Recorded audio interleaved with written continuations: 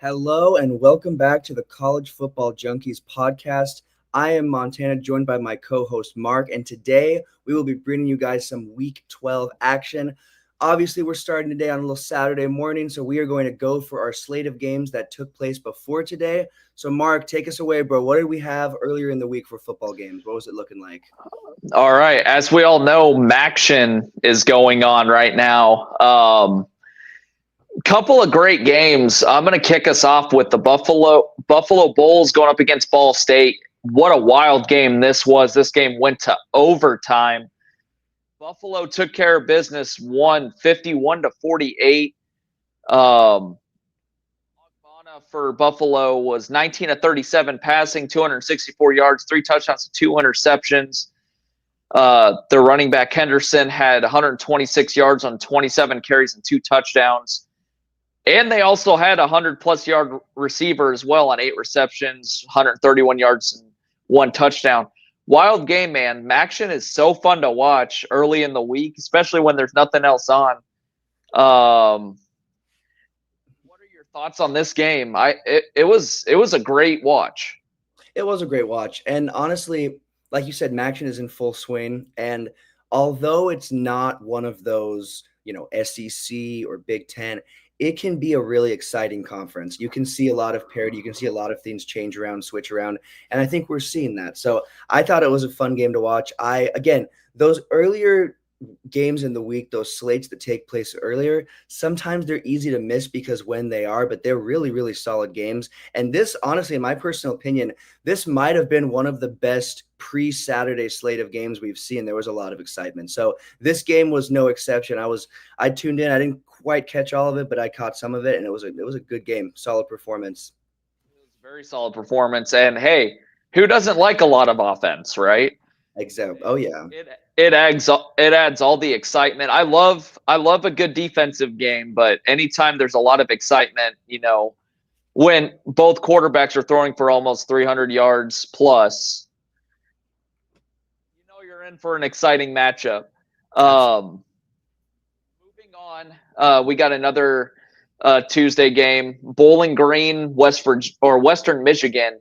Bowling Green got bowl eligible. They're 6-4, 5-1 in the conference. They're still within the thick of things of going to the conference championship game. What are your takes on this one? Again, getting bowl eligible is a huge deal. Again, not for every team, not for some of those top end teams, but it can be a pretty big deal, a pretty big feeling. And getting that win, getting bowl eligibility, and having enough of your season left to make other things happen as well, that's a really good feeling. And Bowling Green is right there. So I think it's probably a pretty good feeling to get that win and to still have plenty of football left to play because you're bowl eligible and you've got some more football left. So good game. Obviously not super big blowout, but there was a pretty big level of competitiveness between the two the whole time. That 23-13 win must feel pretty nice for Bowling Green. And then next you're going into Ball State, and I think they could definitely pull that off and win that one, as well as Miami, Ohio. I think they could maybe win out their last 2 games. They looked really, really good in their last one. Yeah, currently Bowling Green has a half-game lead in the MAC. So they do control their own destiny. If they could find a way to win out or at least win maybe one out of their next 2 games, you got to be feeling good if you're a Bowling Green fan to getting to your MAC championship and maybe getting a decent bowl bid. I guess we'll see. We'll definitely see where Bowling Green ends up as the season, comes to an end. Which, man, I can't believe after this week, there's only 2 more weeks of the regular season. This season always flies by. So fast. This time of the year goes by too fast. Yeah, I know. It's crazy. Moving on, we've got Central Michigan going to Toledo. Toledo took care of business, man. They won 37-10 over Central Michigan, and they looked pretty good doing it. Their stats aren't exactly, mind-blowing. Their quarterback, Gleason, was 13-23, 136 yards, 1 touchdown. The running back, 8 carries, 66 yards. and the quarterback he also ran it in twice. On the defensive side, Bowers had a 45-yard pick six. So the game was dominated both from the beginning and the end by Toledo. What are your takes on this one? Toledo looked really, really good. I mean, they were coming off of, previous to this week, they were coming off of a nail biter against Eastern Michigan where they won 29-28. So to go from that to going up against Central Michigan this week and winning a sizable victory and looking really, really good. I mean, they've got Ohio and they've got Akron left, and I think they've got a really, really good momentum built right now. They look like a really, really solid unit that could maybe finish out the season with 2 more wins. So shout out to Toledo. I mean, that was a really, really nice win over Central. Now, Central Michigan is not the best team in the league, obviously, not even the best team in their conference, but it's good to keep those wins sizable against those teams. It shows that you're able to handle business maybe against a lower tier team, because we've seen teams drop games, and you don't have to be. We've seen the big boys drop games. So any team in college can drop a game, and Toledo proved they're not going to do that. So shout out to Toledo.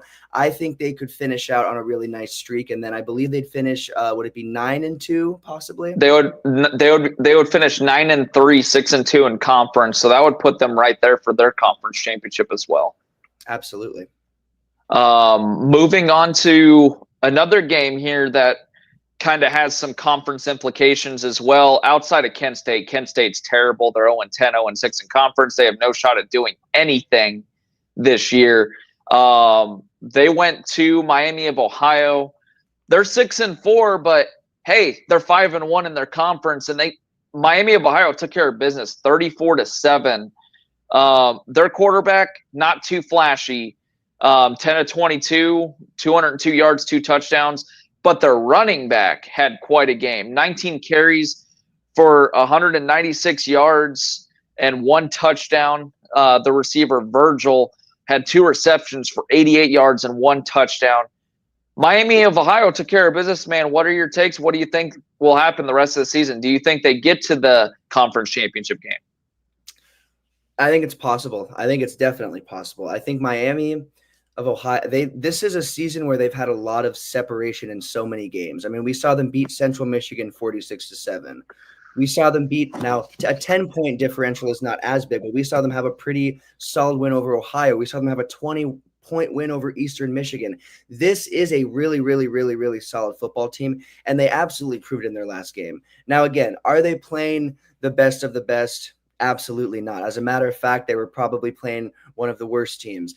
But to win like they did, like I said for the last team, when you play a team that is down here and you have that sizable of a victory and you show who you are and you can showcase your skills and showcase what makes you a great team, that's a big momentum booster for the games beyond when you're playing the Northern Illinois or the Bowling Greens, because honestly, Miami, Ohio does not have the easiest remaining schedule. I will give them Northern Illinois. I think they can win that one. But Bowling Green, we were just talking about Bowling Green, and Bowling Green is a team that has the equal amount of energy and the equal amount of momentum. So that Friday, November 29th matchup, Miami, Ohio versus Bowling Green, could end up determining a couple of different things for both of these teams. So shout out to Miami. They look really, really good. And we're not talking about the Florida one. They look good too, but this Ohio team, they're putting points out. They're absolutely punishing opponents on the offensive side.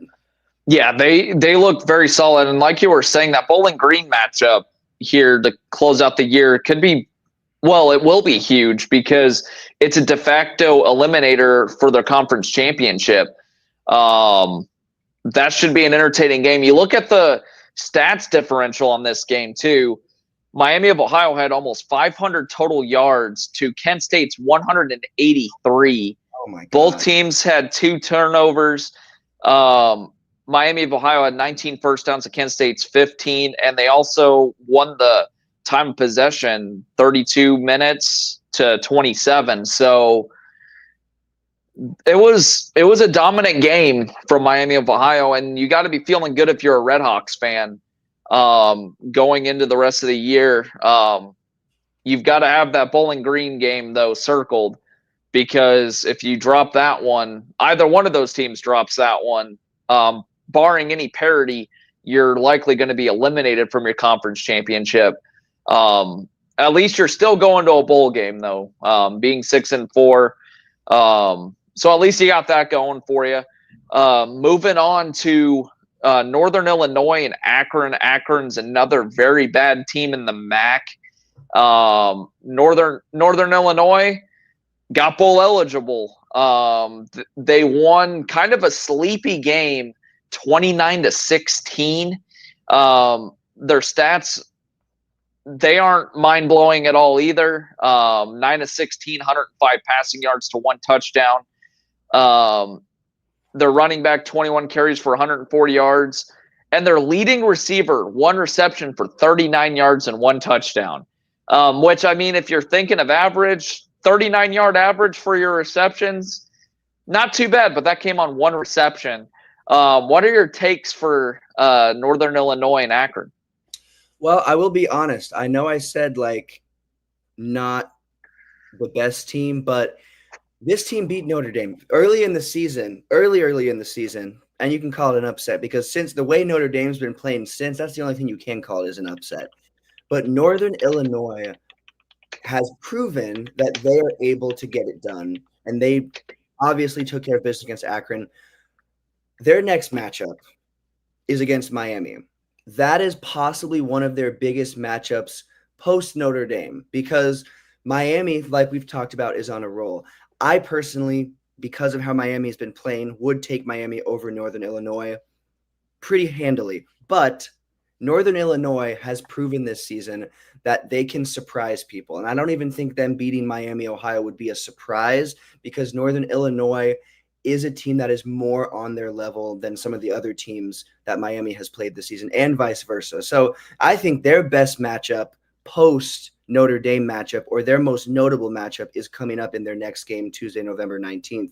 Their last game is against Central Michigan. Central Michigan is not a good team. They've been not a good team consistently, and they're proving that they're not a good team again this year. So I think that Northern Illinois handles business, but because of the way, I mean, you read it off, how the stats were looking, I'm not super confident against Miami just because Miami is such a team that will punish you specifically on the offensive side of the football. So Northern Illinois is going to have to wake up, but that win over Akron was a really nice win. And then you're looking at a previous before their Wednesday, the November 6th, that 42-28 win. So they've looked really good. But then you look at October 26th and they dropped a game to Ball State. Granted, it was a 2-point loss and there were some questionable calls and situations in the end of that game, but I just think that Northern Illinois has their hands full in their next matchup. So I think that'll be an exciting game. We'll obviously cover that once it's done, and it'll be kind of interesting to see where these games end up. But Northern Illinois is definitely a team that you cannot sleep on, and that Notre Dame win proved that. So shout out to Northern Illinois. I think that Miami versus Northern Illinois game could be interesting coming up next. Could be very interesting. And just taking a quick look at the standings for the MAC, there's a log jam at the top of the MAC right now. You got Miami of Ohio. They're sitting at 5-1 in the conference. Ohio is sitting at 5-1 in the conference. Bowling Green is 5-1. And then even if you look down a little further, Western Michigan's 4-2, Buffalo's 4-2, Toledo 4-2. So you've got 3 teams below Bowling Green, Ohio, and Miami that are within a game of going to their conference championship, and Sports Maniac Bowling Green for the win. It's an entertaining conference to watch because it's not necessarily filled with great teams, but they're always competitive. And there's a reason why a lot of people tune into Maction early in the week because you get some good football. And to close out the year, you know, with 6 teams that could go to the conference championship,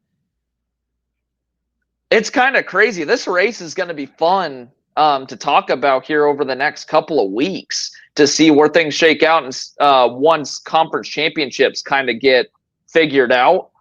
Man, it's as competitive as I've ever seen the MAC before. Oh yeah, no, it is. It's maybe the most I can remember seeing. I mean, there's a lot of closeness in some of these lower tier or smaller conferences, but like it just seems like there's even more this season, and I'm here for it. I'm all the way here for it.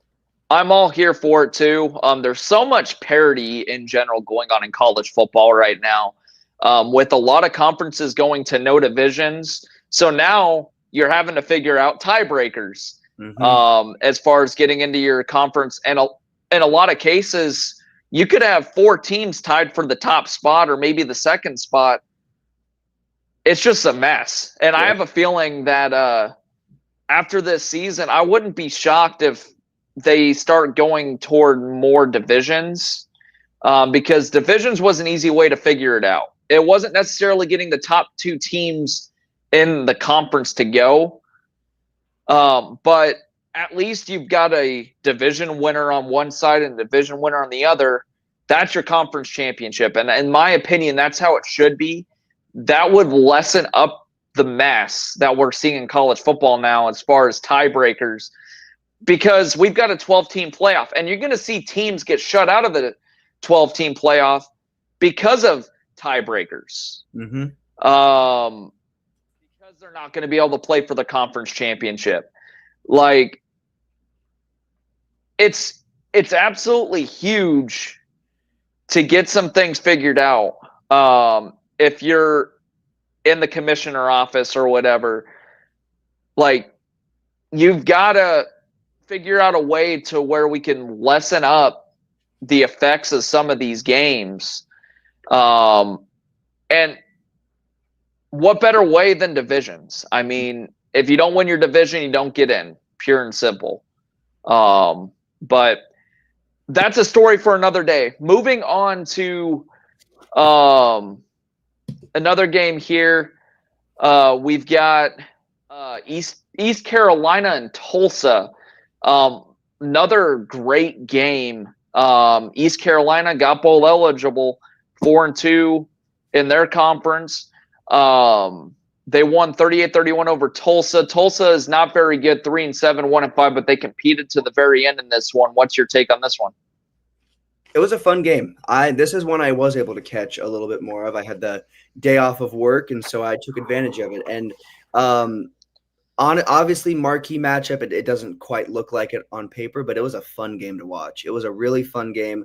Tulsa, I honestly thought at certain points in the game, I thought Tulsa was going to pull it off. Obviously, Tulsa is not the same caliber of team as East Carolina, but they held their own, and it was a fun matchup. And I think on East Carolina's end, the fact that they were able to close that game out, pull off that win, and just leave no question of the doubt and win that game and get bowl eligibility. I mean, they look like a really, really good team that could have a pretty good finish, but their next 2 games are not easy. You've got Navy in their last game of the season, and you've got North Texas next. And North Texas is a pretty solid football team. Granted, they are 5-5 currently, but they are better than their record shows. And so East Carolina is going to have to be ready to play, or they might go 0-2 in their last games. I think they go 1-1. I don't think they win both games. Honestly, I think they beat North Texas and lose to Navy and finish with a really nice record. But shout out to East Carolina because they're looking like a pretty solid team, and they'll be in one of the 50,000 bowl games that exist. So good for them. Yeah, for sure. Very entertaining game. Going down the stat line here, East Carolina's quarterback Hauser, 24-37, so pretty efficient, 314 yards, 1 touchdown, but 3 interceptions. You go to Tulsa's side, Legis had 20 of 32, 293 yards, 3 touchdowns to 1 interception. Again, very efficient. You go to the running backs. The running back edge was with East Carolina in this one. Harris had 18 carries for 114 yards, 2 touchdowns. Legis, I guess he's a running quarterback, 13 carries, 43 yards, no touchdowns. You go to the receiving side, though. Williams for Tulsa, 5 receptions for 158 yards and 3 touchdowns. If you have him on your college fantasy team, he got you a lot of points, and you got to love it. You look at East Carolina's side, pretty solid stat line too. Smith had 3 receptions for 84 yards. There was a lot of offense. You go down to the total offensive output. East Carolina had 536 total yards to Tulsa's 399. East Carolina also turned the ball over 4 times. So the fact that they were able to come out and win 38-31. Does East Carolina win their last two? Great question. Let's see who they've got. They've got North Texas and Navy. Navy is going to be tough, but I could definitely see a scenario where East Carolina beats North Texas and Navy to finish 8-4. And who knows? There could be a little parity at the top of the division or conference, and you could see them in the conference championship. What do you think? Do you think East Carolina could potentially win the next two games? I think they go 1-1 probably. I think they might lose to Navy, win North Texas, lose to Navy, but time will tell. They definitely could go 2-0. I don't see them going 0-2, but I definitely think they'll at least pull one of those off, and maybe both. Yeah, I could see them pulling off Navy potentially. Yeah. But they've got to find a way to stop Navy's running attack. But you look at the American Athletic Conference as it sits right now. You've got Army at 9-0, 7-0 in the conference, clear-cut top team in the conference right now. You've got Tulane sitting at 8-2, 6-0 in the conference. They're right there. You got Navy 7-2, 5-1 in the conference. You got Memphis 8-2, 4-2. You've got East Carolina 6-4, 4-2. So kind of going along with what we've got going on in the MAC right now, where there's 6 teams that can get into the conference championship. You've got 5 teams here that are still within a striker's chance of getting into the conference championship too. So this is going to be a fun race to watch as we get into the later weeks, over the next couple of weeks, as the conference championships, like I said earlier, get aligned and you know who's going to be in them. It's going to be fascinating to watch. The American Conference is one of the funnest conferences to watch in terms of football. A lot of offense. So, yeah, it'll be a fun race to watch for sure. Moving on to the Mountain West now, we've got Colorado State and Wyoming. Colorado State pulled out a 14-point win. Wyoming is 2-8 and 2-4, but don't let that record fool you. They are still a pretty tough team in general. They were only a 7.5-point underdog going to Colorado State. But hey, Colorado State found a way to win. They covered 24-10. They're sitting at 7-3, 5-0 in the conference. They're right up there with Boise State. What's your takes with Colorado State, Wyoming? Well, first of all, like you said, Wyoming is usually a tougher team than people give them credit for. I remember watching Wyoming when they had Josh Allen. That was maybe one of my non-Husker favorite college football memories, was probably watching that game. Obviously, they don't have Josh Allen anymore. Obviously, they don't have the same caliber team they had when they had him. But Colorado State hasn't lost a game since October 5th. And so that should tell you what kind of team they are. Looking at the end of their season, they've got Fresno State and Utah State. I really think they could win those games. Colorado State, I really, really feel like, is kind of an underrated team. And maybe that's because of the conference they're in. Maybe that's because of their game against Colorado this season. I'm not entirely sure, but I feel like underrated is a word that fits Colorado State's vocabulary possibly. And I think that they are going to prove that they are a team to be reckoned with. I think they're going to win their conference. I think there's a really, really good chance that they win their conference. You think they beat Boise State? I think they could. I really think they haven't played them this year, have they? Keep talking. I'll pull up their schedule real quick. I don't think they have, but if they have, but yeah, imagine a Boise State, Colorado State matchup. That would be worth the watch. I think it would be a high-scoring, shot-for-shot, punch-for-punch game. I really, really do. But I think Colorado State would come out on top. I'm calling it right now. In a universe where that happens, I'm taking Colorado State. I think as a team, top to bottom as a team, looking at both sides of the ball and every position, I'm giving it to Colorado State. So shout out to Colorado State. Big win over Wyoming. Now they've got to get it done against Fresno and Utah State, and then they might be looking at a conference championship game. Yeah, for sure. And they did not play Boise State this year. So, yeah, that would be the first time that they play them. would be in the conference championship if they could pull it off. You look at the stat line here. Wyoming's quarterback was a little underwhelming, 13 of 30 for 120 yards, no touchdowns, no interceptions. Running back, 6 carries for 74 yards, pretty good rushing average there. And then their receiver, Sargent, 3 receptions for 45 yards. You look on Colorado State's side, though. 14 of 17, extremely efficient for 192 yards, 1 touchdown for Fowler. Marshall, 16 carries for 140 yards.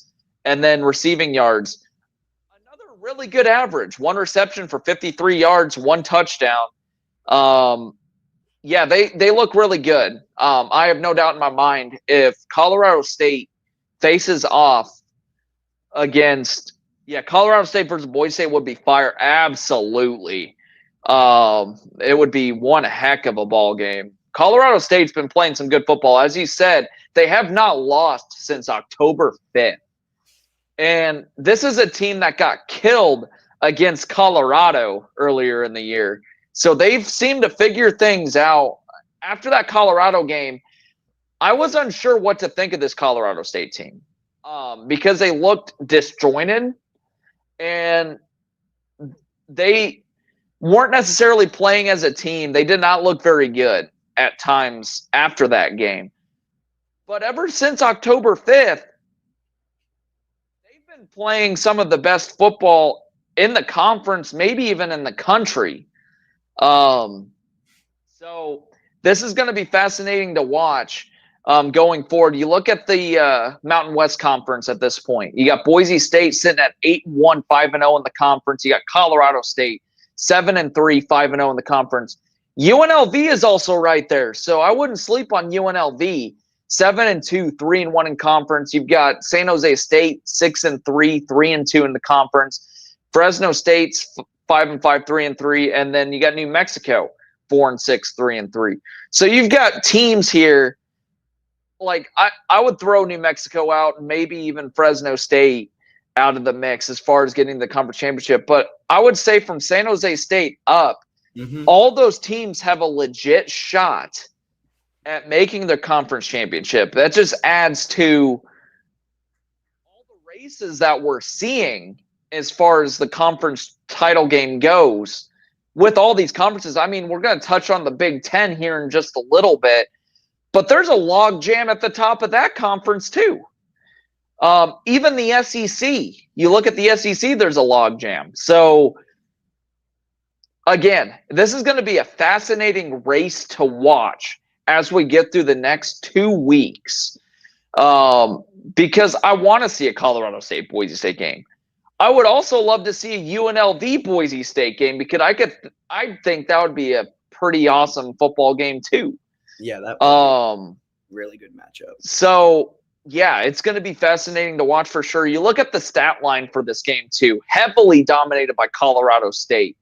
446 total yards to Wyoming's 237. Colorado State had the 1 turnover, but that didn't hurt them too much. 17 first downs to Wyoming's 10. And Colorado State dominated the time of possession too. 34 minutes and 50 seconds to Wyoming's 25 minutes and 10 seconds. So they know how to control the clock. So yeah, this is going to be a fascinating conference race to watch. I'm pulling for Colorado State, Boise State because, man, I think that could be one of the best conference championships that we have this season, bar none. Moving on to the Big Ten Conference. Speaking of the Big Ten Conference, we've got UCLA going to Washington. UCLA was on a little bit of a streak. They had won 2 straight. They beat Nebraska and Iowa. Looked pretty good doing it, but they went to Seattle and lost to Washington 31-19. Washington is bowl eligible. UCLA has to win their next 2 games to get to a bowl game. What are your thoughts on this one? I honestly thought, now was I betting? I wasn't putting any money down on UCLA, but I definitely thought that they had a chance because of their last few games. And it's not like they did. There were moments in the game where they looked like the team they looked like against us and against Iowa, but they did not look quite as successful or quite as good of a team as they did against us and against Iowa. Now, again, it was a pretty close matchup that went not down to the wire, but it definitely was a game. But UCLA they really needed that win to get a bowl game, because looking at their next game against USC, obviously that's a classic Cali matchup. We've seen those teams go head to head before.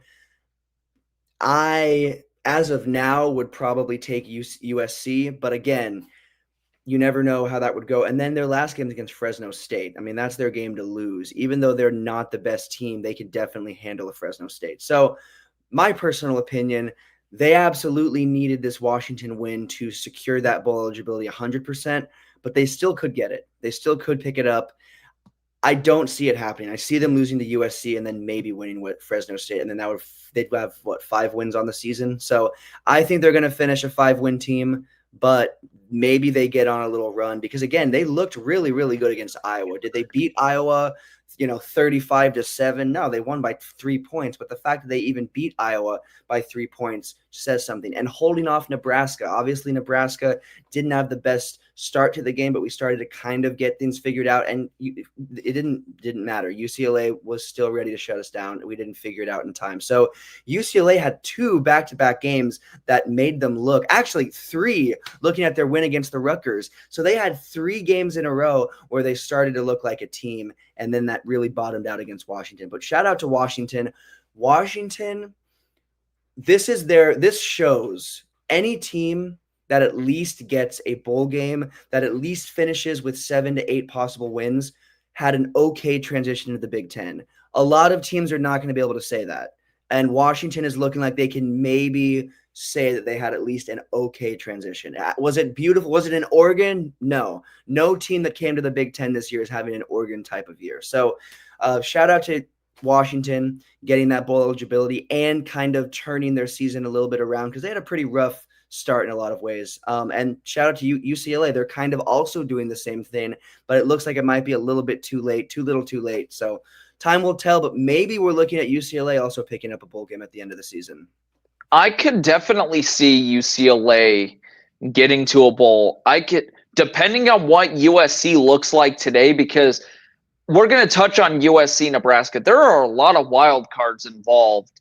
Obviously, Satterfield was demoted, so Dana Holgerson's the new OC for the remainder of the season, and USC's got a new quarterback. They're also, USC's defense allows a lot. So, again, that's going to be an interesting watch. We'll touch on USC, Nebraska here in just a little bit. But I could see them beating USC. I could definitely see it, because I do think as of late, UCLA has looked like the better team than USC. Oh, without a doubt.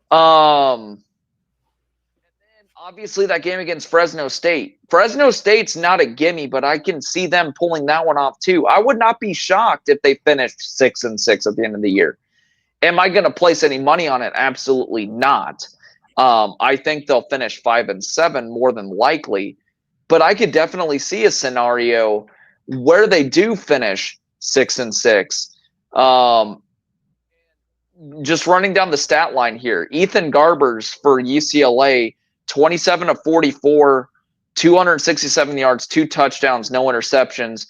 You look at Will Rogers for Washington, 13 of 21 for 115 yards. Not going to blow you away with that stat line. 1 touchdown and 2 picks.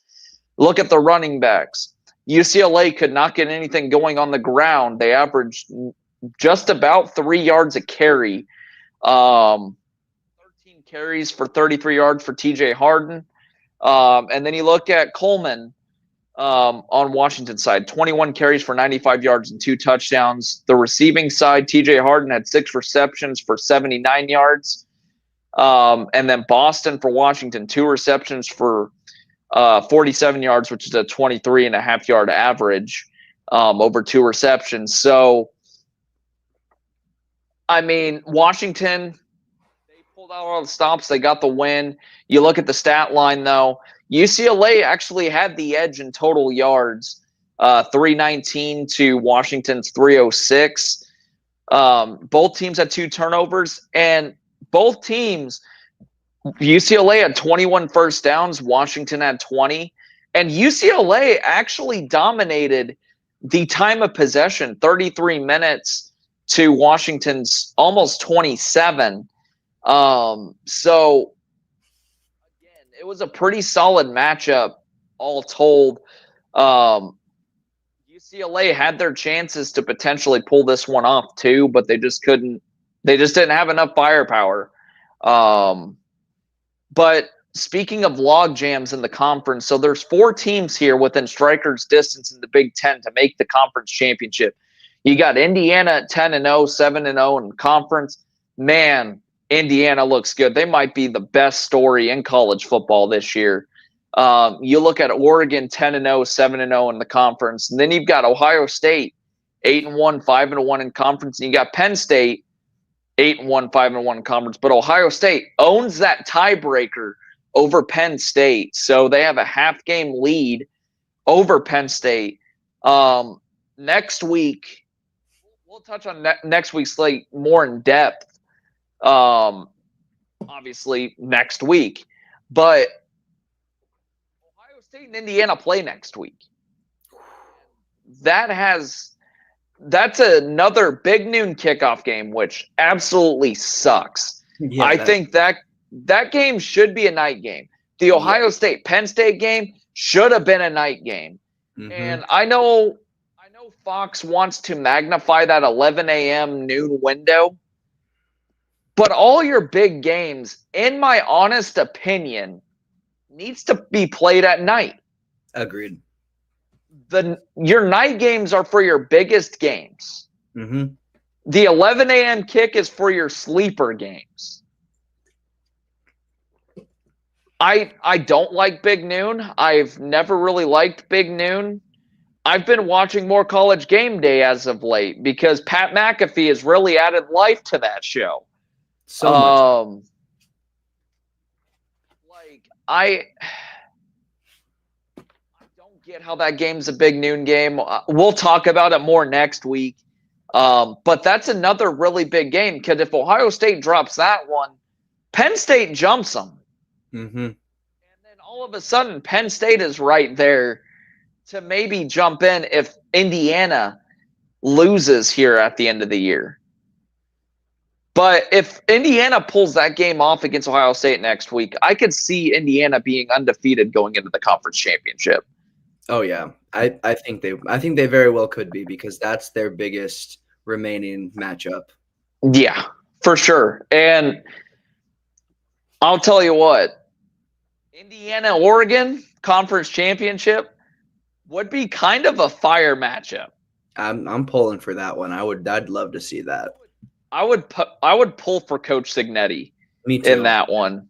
Totally. Because that would be quite the story to go from a 2-win team last year to potentially being undefeated, maybe even a conference championship, and being a top seed in the 12-team playoff would be absolutely insane. Let me throw this hypothetical at you. What would you think if Indiana made a run in the college football playoff and maybe made it all the way to the national championship?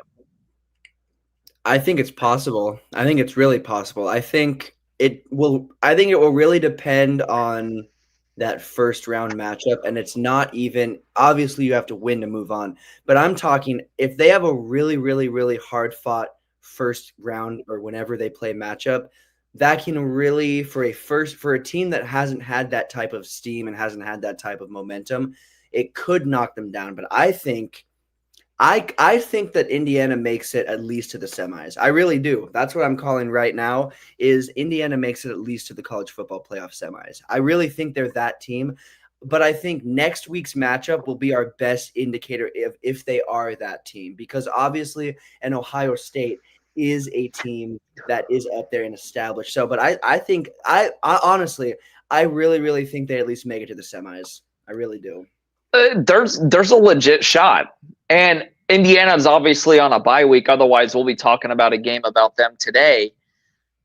But this has to be the best story in college football.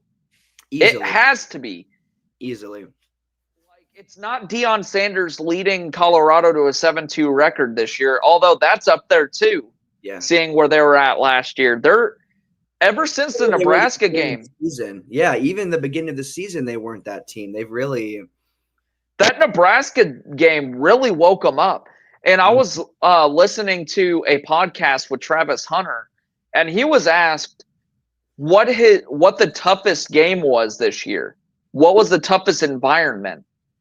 And he was like, Nebraska for sure, because they were on our necks from the start to the finish.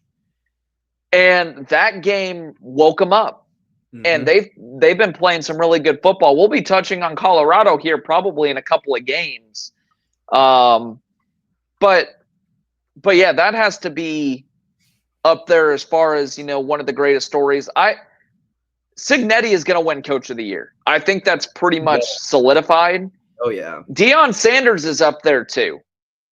That turnaround that he's had from last year being 4-8, only winning one conference game, to now you control your own destiny in the Big 12 and you can go to the Big 12 championship game. That's like huge difference.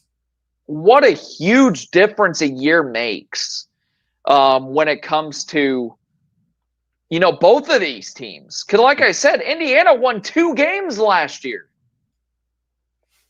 And now you're sitting at 10-0 and you're an Ohio State win away from being in the conference championship. It's crazy.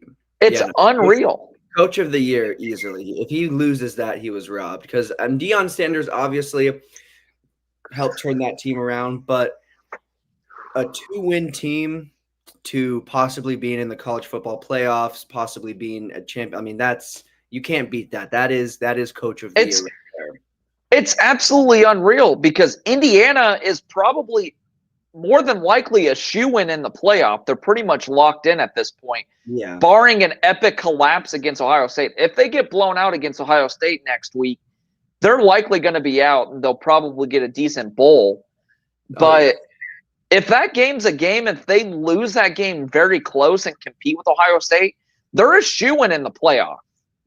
Oh yeah. I'm willing to go across the river into Iowa and place a wager on Indiana to make make the college football playoff, without a doubt. Oh yeah, no, they've got it. They've solidified themselves. Yeah, they're a solid team. We'll talk about Indiana, Ohio State next week because Pats fan, Matt Rule, Coach of the Year. Okay, you're full of jokes. We'll see how Nebraska finishes the year with Dana Holgorsen as the OC. We'll talk about Nebraska here in a little bit and our thoughts on the USC game. Moving on to the next game that happened on Friday night, another Big 12 matchup. Arizona Wildcats going up against Houston. Houston's having a very down year, more like CEO of the year. Funny. But Arizona took care of business against Houston. Houston's been inconsistent, to say the least. They're 4-6, 3-4 in the conference. Arizona's also been inconsistent, 4-6, 2-5. So this is the battle of the teams who could be the least inconsistent. Arizona was definitely more consistent in this one. They won 27-3. What are your thoughts on this one? These are 2 pretty underwhelming teams this season. My main thoughts are kind of disappointments on the way the seasons have gone. Obviously, Arizona and Houston have not been super elite teams in the past, but they have been teams that have played way better than what we've seen this year. So pretty underwhelming teams, but Arizona pulled it out. And Arizona, I mean, we've got TCU, which is not an easy game, and then obviously that Arizona State rivalry. They're gunning for a bowl game. I don't think they get it. I mean, losing 56-12 against UCF, that's not a good sign because UCF is not a very good team this year either. So the fact that you're getting blown out by them is not a good look. So I don't think Arizona finishes with a bowl win or bowl game. I also, on the other side, Houston is another team that is 4 wins. I think both of these teams finish missing a bowl game and going back to the drawing board for next season. So those are my thoughts. Game wise, it was Arizona looked like a way better team than they've looked the entire season. They looked like a way different team, but I don't see them continuing that. I definitely don't see them beating Arizona State. Could they maybe win their next one against TCU? Maybe, but I don't think so. I think they dropped their last two. But shout out to Arizona for figuring out a win after a pretty rough season. Yeah, for sure. You look at their the stat lines across both teams. Fafita, the quarterback for Arizona, 20 of 35, pretty efficient, 224 yards, 2 touchdowns to 1 pick. Conley, the running back, 11 carries, 107 yards to 1 touchdown. McMillan, 6 receptions, 70 yards, 1 touchdown. Pretty solid stat line. You look on Houston's side. Their quarterback, Chris, 16 to 27, 191 yards and no touchdowns, 1 interception. Sanford, 10 carries for 76 yards, no touchdowns. And then their receiver, Johnson, 4 receptions for 70 yards. You look at the total offensive output, Houston actually put up a lot of yards. They turned the ball over 3 times, though.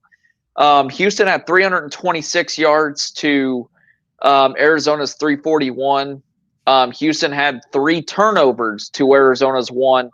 Houston also had 14 first downs to Arizona's 20. So Houston moved the ball pretty efficiently against Arizona. The problem was their turnovers, and that ended up being the ultimate difference in this game. Had they not turned the ball over 3 times, you're probably looking at a little bit of a closer score line than we're seeing now. You look at the top of the Big 12 standings right now. We're talking log jams all episode long so far. Mm-hmm. And you got BYU 9-0, 6-0. You've got Colorado 7-2, 5-1, and then right behind them, you've got Iowa State 7-2, 4-2, Kansas State 7-2, 4-2, Arizona State 7-2, 4-2. I'm even throwing West Virginia in there, 5-4, 4-2. So you're talking a scenario barring an epic collapse. West Virginia could sneak into the conference championship with the 8-4 record, which is crazy because they're only a game out of second place. They're right there with Colorado. So kind of a crazy – all these crazy conference races are going to be so fun to watch and talk about over the next 2 weeks. Such close races going on. Moving on to the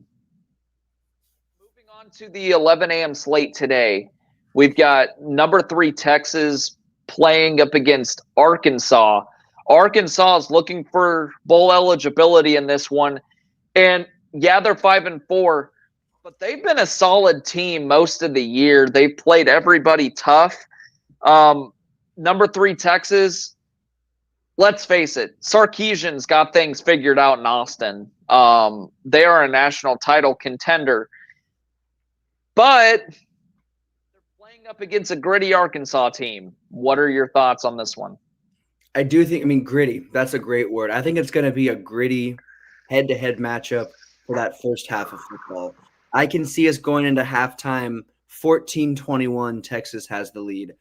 Coming out of halftime, though, I think Texas controls the game. They control the flow. Texas has been a pretty roller coaster of a team the last few seasons. We've seen some highlights. We've seen some lowlights. This is by far the best Texas team we have seen in years, and I think they're going to prove that in the second half. Again, like I said, I can see it being Texas up by a score going into halftime, but I think they're going to open it up and kind of extend that lead and give me Texas winning 35-21. I could definitely see that too. As we get into this game, Texas is a 13-point favorite. So there are a lot of books that really like Arkansas a little bit in this one. The over-under is set at 58.5. I think this game is going to go well over 58.5 total points between both teams. I think it's going to be a higher scoring game. Texas has got a pretty good defense. But I do think Arkansas can throw some wrinkles on offense to get the ball rolling and I think they could score some points. I still got Texas winning, though. In a pretty close matchup, I've got Texas winning 35-28 in this one. I think Arkansas can go punch for punch most of the game, but I do think Texas finds a way in the fourth quarter to put it away and win. Moving on to another, we alluded to the Big 12 earlier. Colorado, 17th ranked Colorado Buffaloes playing up against Utah. Speaking of Utah, going into last week for the Holy War, their athletic director had an absolute meltdown in front of the press, and he got fined $40,000 for it, saying that they were proud to be part of the Big 12, but he's like, I'm unsure now because they felt like they got robbed. And I actually thought that it was a good call. I thought there was holding. It was a right call to make at the time. It just sucks the circumstances that this game was in because Utah would have won because they made that stop. But that defensive holding ultimately hurt them and lost. They ended up losing it. But you've got a Colorado team, like we were alluding to. What a turnaround after that Nebraska game. They're playing some of the best football in the country right now. And then Utah, even though they're 4-5, they're another gritty team that could be up there with you. They play solid defense. What are your takes on this one? Well, one problem I have with Utah versus Colorado is Colorado knows how to score. Utah have barely broken 20 points the whole season. They have had games where they've had over 20 points, but they've had a lot of games that have been 22, 17, or 14, 30, or 7, 19, reading down their scores, 10 points, 22. So they had one 38-point win over Utah State, and then they had a pretty big win over Southern Utah.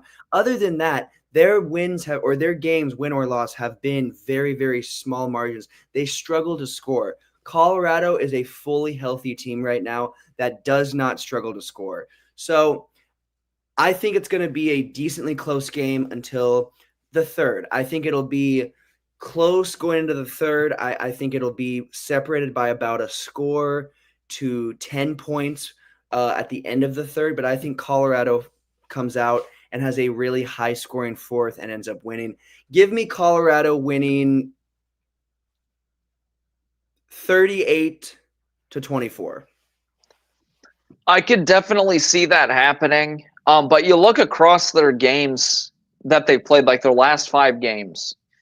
Utah lost 22-21 last week. They lost to Houston 17-14. They lost to TCU 13-7. They lost to Arizona State 27-19, and they lost to Arizona 23-10. You're going up against a Colorado team that scores 30-plus points a game. Colorado's got way too much firepower for Utah to keep up. Utah cannot score points. They cannot score points. Losing Cam Rising at the beginning of the year like they did was a big loss because Cam Rising was going into the year thinking that he could be probably the top quarterback in the Big 12. Everybody thought that. Most everybody thought that, but he got hurt. Colorado's got too much firepower. Give me Colorado 38-17. I don't trust Utah in scoring 20 points. I do not. That's a good. They've struggled. I mean, you read those games off. They've had some terrible showings on offense this season. They have not looked good. So I think Colorado's just got too much firepower. I don't think Utah's defense is going to be able to hold Travis Hunter and the rest of that receiving core. And I also think this is going to be a game where Travis Hunter has another big defensive game. I wouldn't be shocked if he had an interception or two in this game. But yeah, you look top to bottom, Colorado is arguably the top team in the Big 12 in terms of talent and in terms of how they've played thus far, I would definitely have to give the big edge to Colorado here. Moving on to the next 11 a.m. kickoff, we've got the number 20 Clemson Tigers, 7-2, 6-1 in the ACC, going up against Pitt, 7-2, 3-2 in the ACC. Very interesting game. Pitt's a very solid team. You know that atmosphere is going to be rolling at 11 a.m. Clemson, they're 7-2, 6-1, but they're inconsistent. They've looked good in 4 out of their last 5 games, but the game that sticks out to me is that Louisville game from a couple of weeks ago, where they lost by 12. You just don't know what you're going to get with Clemson. Clemson should win this game, top to bottom in terms of talent. They've got arguably behind Miami the most talent in the ACC. What are your thoughts on this Clemson-Pitt matchup? Do you think Pitt hands Clemson another loss, or do you think Clemson wins and they stay well in the race to go to the ACC championship at the end of the year? So what I will say is I would have thought this would be a closer game. It's been announced officially that Pitt's quarterback is out, not expected to play. That makes a huge difference because obviously he has been a really big driving factor in their offensive success this season in a lot of ways. I think it's going to be a close game. I'm not giving Clemson a blowout. I think Clemson wins it, but I think it is a shot-for-shot game that goes until the 4th. Even with Pitt missing their guy, I think that they have enough talent. Pitt has proven this season that they can compete and they can stay in games. Give me Clemson winning 28-24. I think they win by not a full score, not a touchdown, but they are going to win by over a field goal. I really think they'll pull it off. Give me 28-24. I've got Clemson covering. They're a 12.5-point favorite. With Pitt's quarterback being announced that he's out, I think that's going to give Clemson another shot in the arm. I think they're going to want to get after this backup quarterback, and I do think Clemson's defense is good enough to get after their quarterback. I think Clemson wins this one 38-17. I think this has potential to be a close game in the first half, but I do think ultimately Clemson's talent will lift them and they pull away, and they're going to be within striker's distance to being the number 1 overall seed in the ACC championship. So we'll definitely see what happens at 11 a.m. here in just over 30 minutes. The ACC race thus far has SMU 8-1, 5-0 in the conference. I never would have thought SMU would be at the top of the conference, but they've looked like a very, very good team this year. You got Clemson 7-2, 6-1, and then you got Miami 9-1, 5-1. There's a chance here that Miami doesn't even play in their conference championship game, which would be an interesting talking point going into the playoff. I do think Miami is still going to be in, but I think they would be a lower seed. So that's another thing we're going to have to pay attention to over the next couple of weeks. As things get more solidified, interesting to talk about for sure. Moving on to our next game here, we've got the number 25 Tulane Green Wave. They're 8-2, 6-0 in conference, going up against a 7-2 Navy midshipman team that has looked good most of the year. What are your takes on this one? Well, again, really, this is one of my favorite, most anticipated matchups of the day, just because these are two teams that, in my personal opinion, are decently even. It's a really good matchup. We're looking at 8-2 versus 7-2. Tulane has had a really, really solid season, but they have not, in my personal opinion, they have not played a team quite like Navy yet, because Navy 7-2 is a great record. Obviously, 7-2 is not a bad record at all. But I think Navy is even better than what their record shows. I really, really do. I think Navy is a team.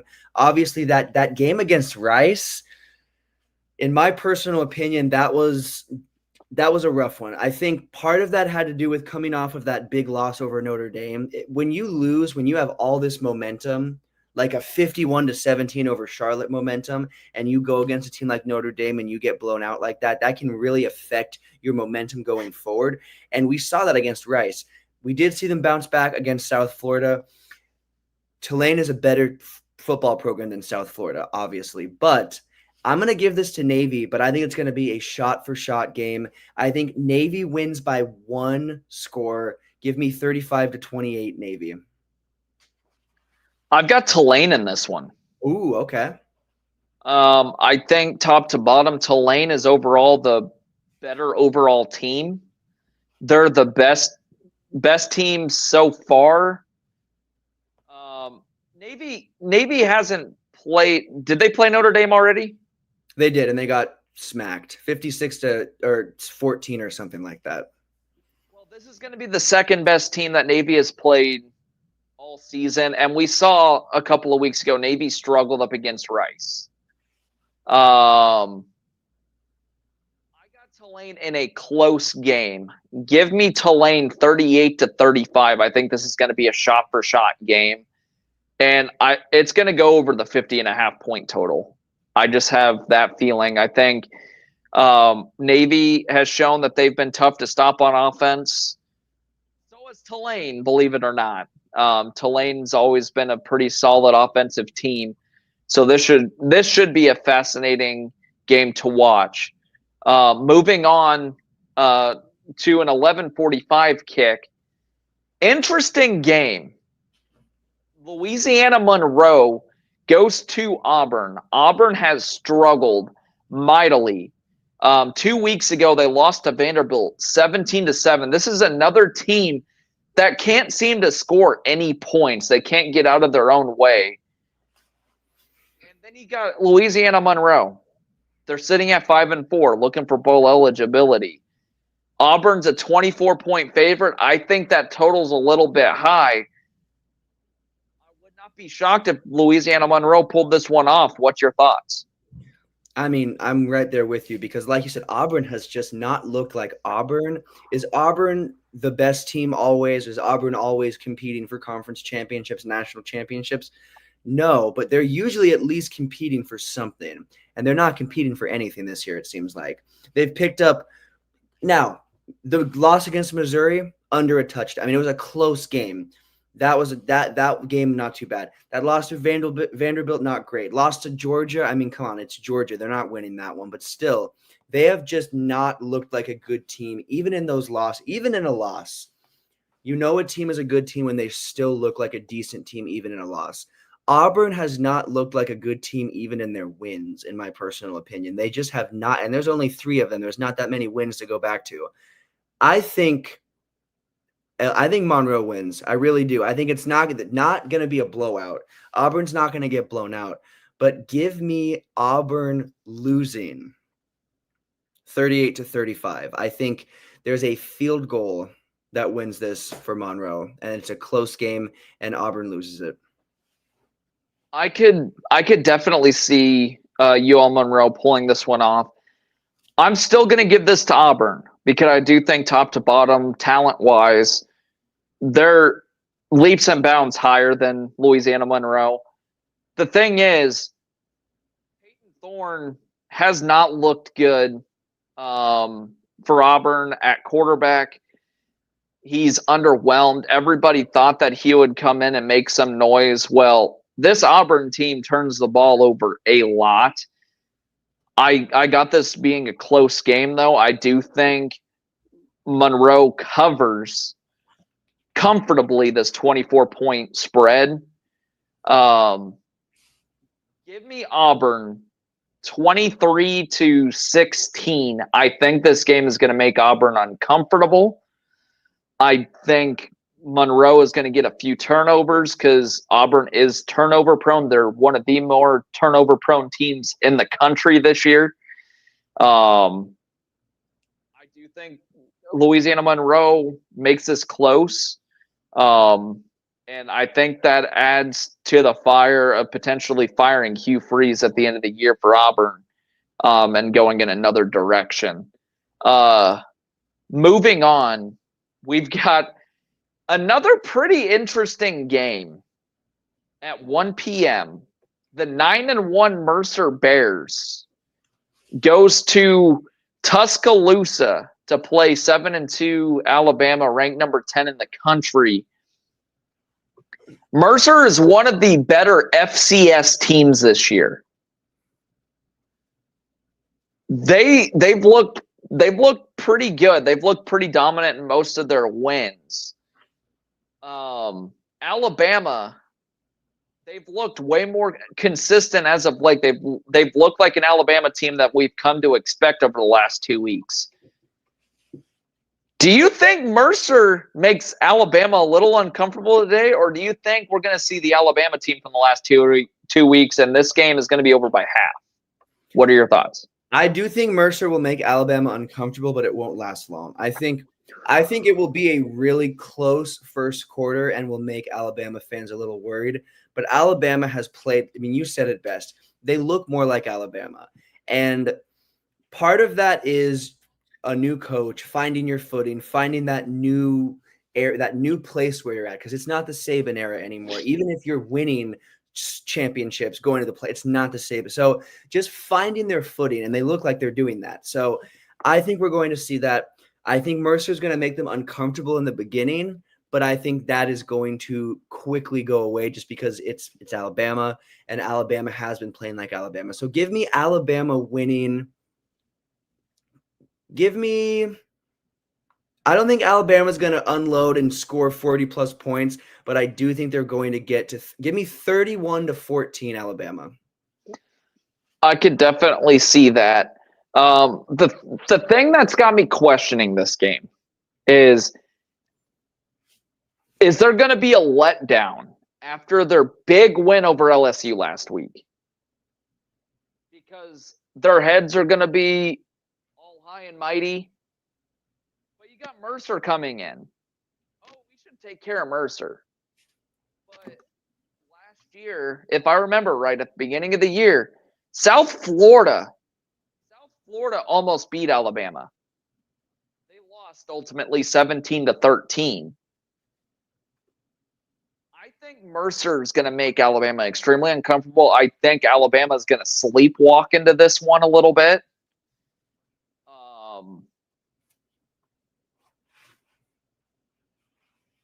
Man, this one's tough.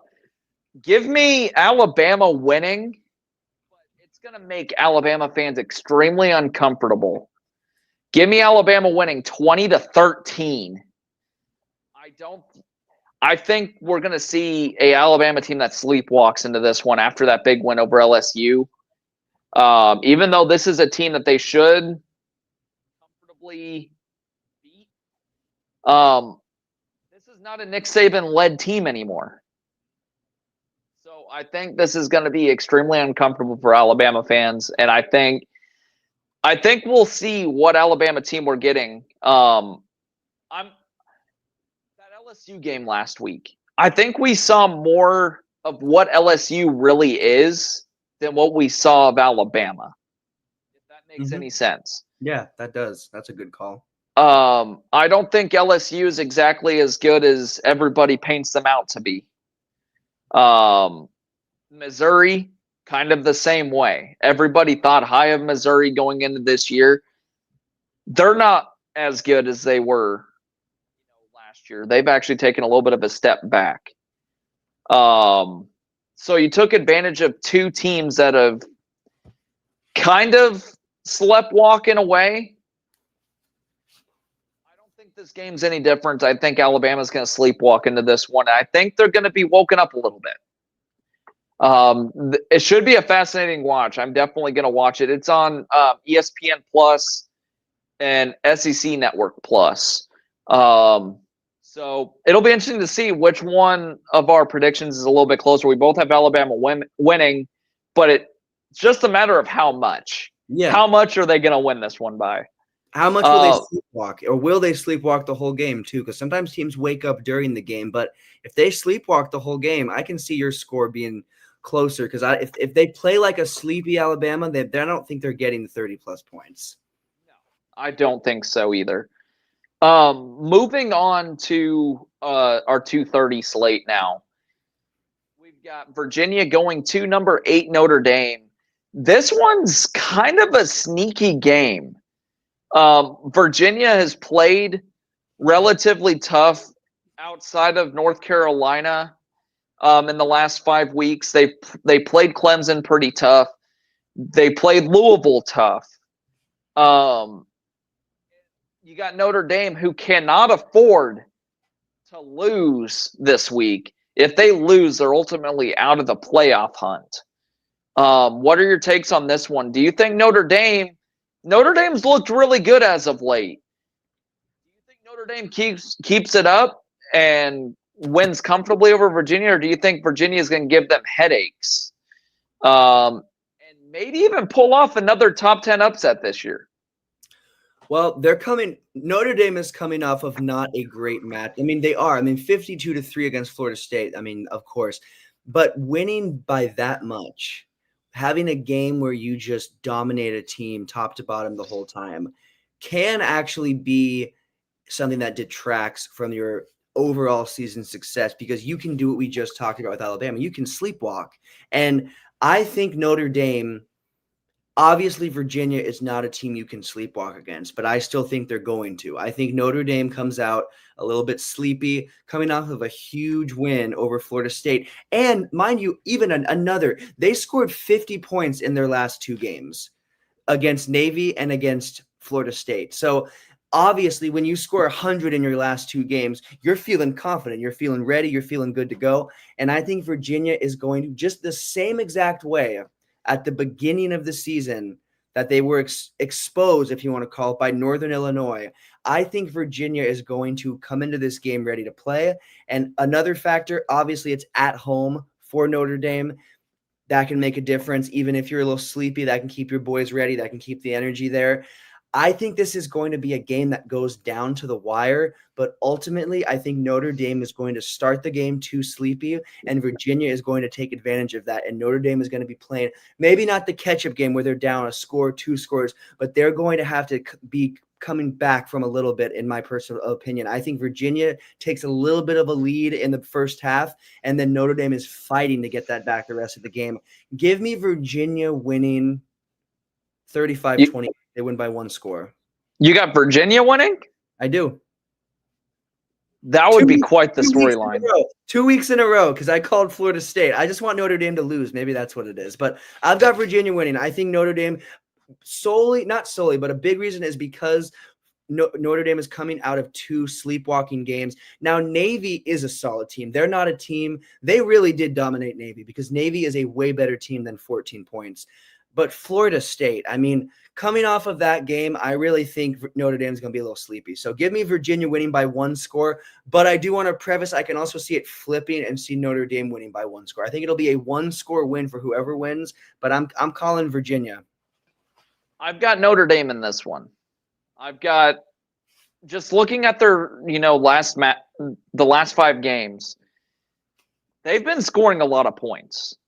And Virginia's defense has been giving up quite a few points. Give me Notre Dame winning this one 45-24. I don't think they quite cover the 21.5-point spread, but I do think they win this one pretty comfortably and stays well within the race of getting into the college football playoff at the end of the year.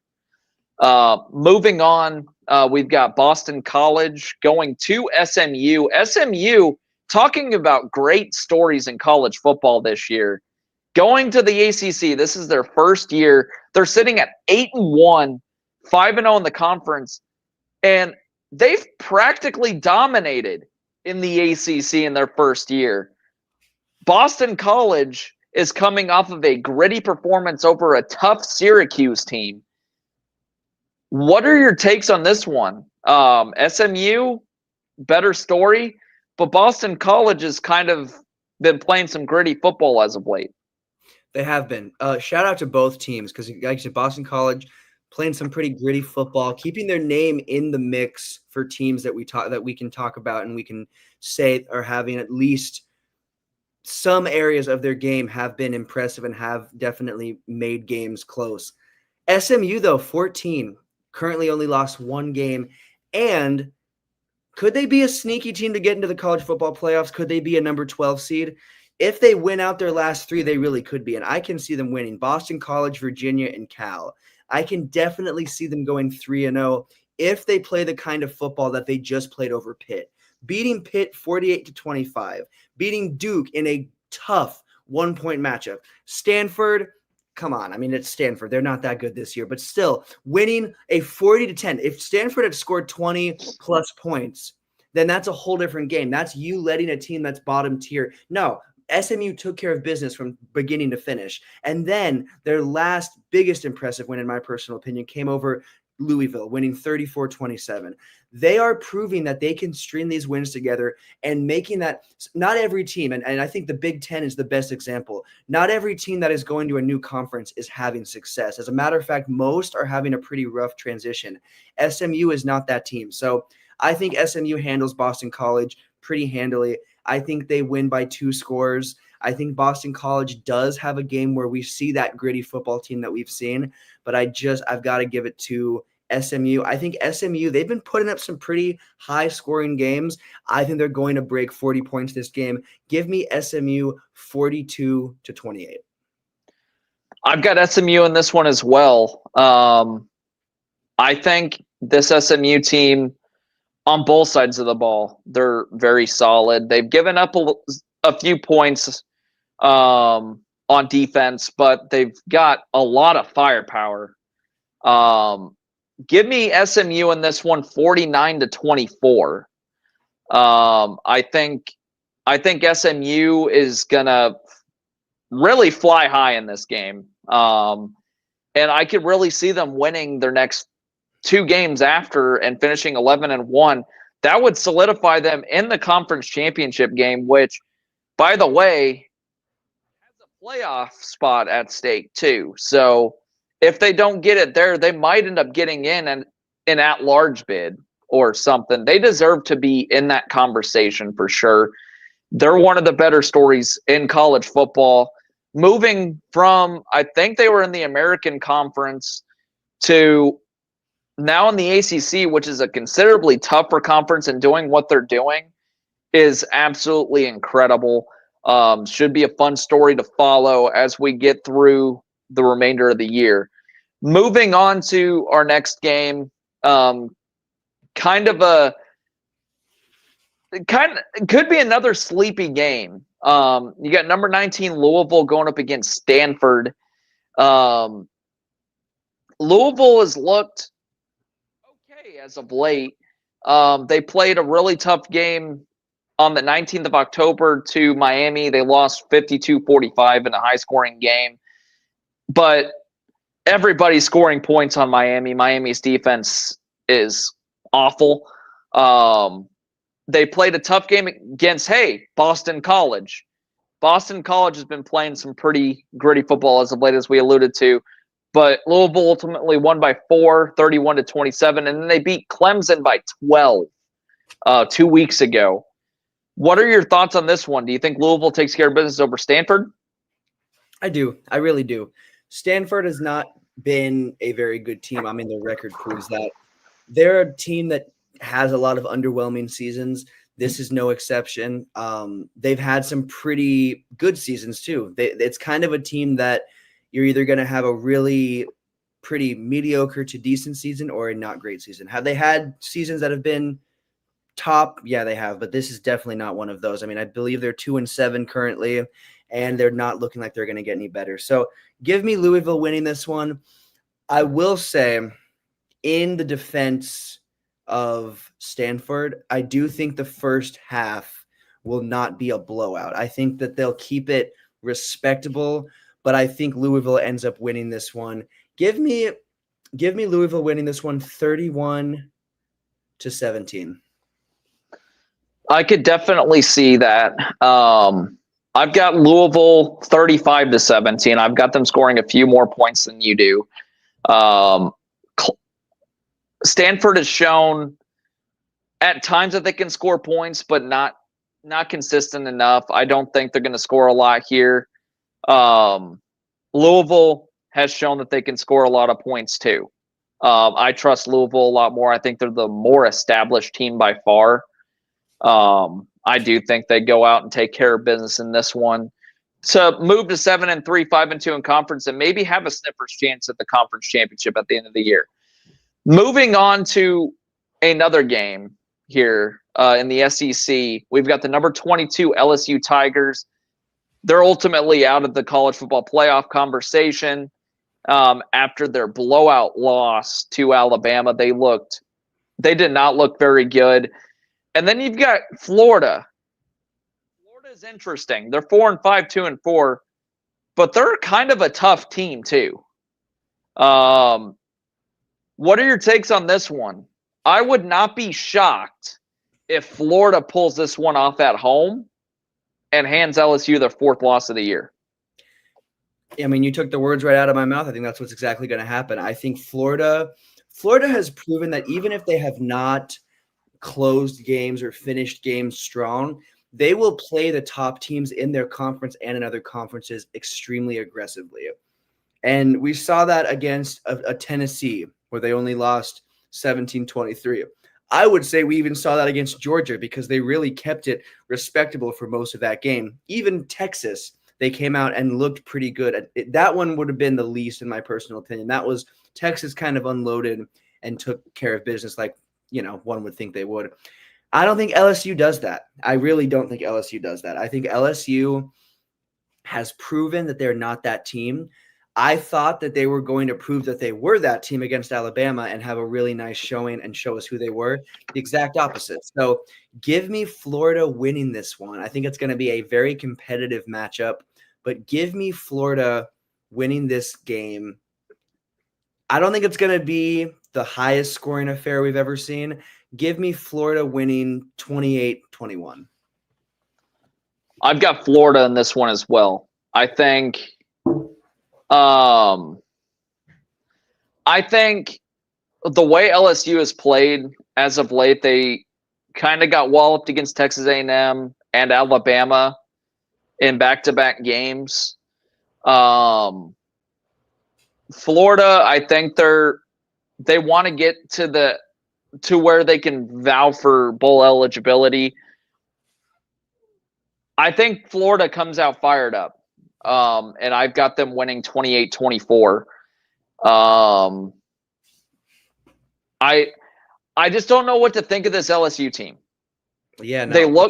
They look good one week and they don't look good the next. Like their best win as of late was against Ole Miss.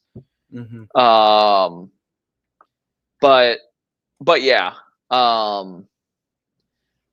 I trust Florida a lot more. I do think this is going to be a top 25 upset. And LSU is going to have their fourth loss, and they're going to have things to figure out this offseason. There's potential there that Brian Kelly isn't even the head coach next year, just depending on what goes on. So that'll be fascinating to follow as well. Moving on to 3 p.m. We've got Nebraska going to L.A., playing in the Coliseum against a struggling USC team. Both teams have major wild cards, and the spread on this game opened at 9.5 points, but it's gone down to 7 in favor of Nebraska. Nebraska's got a new OC. They got Dana Holgerson, which that's a major wild card. You've got USC making a quarterback change. So who knows what we're going to see today? This game is going to be hard to predict. What are your thoughts on this one? Again, hard to predict. It could go either way. I think these are two teams that are better than what their records show. Now, USC has had issues with defense. USC, even when they had Caleb Williams, we saw them even if they were scoring, they were getting scored on. Now they don't have Caleb Williams, and they don't have that same caliber of a team, not even close. So we're seeing a USC team that is starting to slip a little bit in the hierarchy of college football. And then we're seeing a Nebraska team that's having a little bit of a surgence. Obviously, we have not won a game for far too many weeks, but the Huskers, in my personal opinion, are a better team. And if we have the correct offensive coordination, if we have the correct guy in charge, which we have someone now, this late in the season, everything that's been going on, you can look at it as an unknown because we don't know how this is going to go. It's a wild card. It's a huge wild card. But I would much rather take a wild card than take what we've had because the offensive coordinator that we have had has not been getting it done to the point where even the games where we have won, I have seen holes. I have seen things where if we had a better person in charge, or not, I don't want to say better, but if we had someone more prepared for this specific position, I think we're going to see a big difference. And I think we're going to see that even though this is his first game on the staff, I think we're going to see a big turnaround in production. I think we're going to see a big turnaround in every category. But USC is still USC, and it's at home, and they're going to push us down to the wire. I think the Huskers win by one score, 28-21. I think it's going to be a close game. I think it could go even a little higher scoring, maybe 35-28, but either way, I'm giving the Huskers one full touchdown win with their new offensive coordinator, and I think we're going to see a big difference. The defense has been there.